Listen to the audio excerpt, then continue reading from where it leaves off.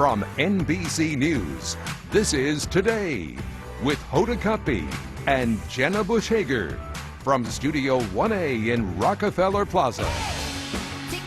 All right, one good thing about the unofficial end of summer, the end of summer sales. Yep, and this weekend you can find some amazing deals on everything from fridges to fashion. Yahoo's lifestyle contributing editor Chassie Post, she went shopping and she searched out the best bargains to save you big bucks. Check it out. Hi. I'm so excited to share with you guys some of these amazing Labor Day sales. So another great back-to-school fashion option is the subscription box from kidpik.com.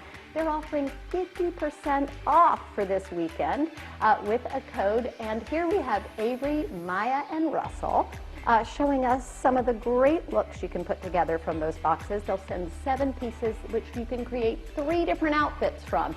So this is some fashion-forward fun. Okay, we better get on the old online shopping thing called the computer. We have some sales this weekend. To check out all those sales, head more to today.com/shop.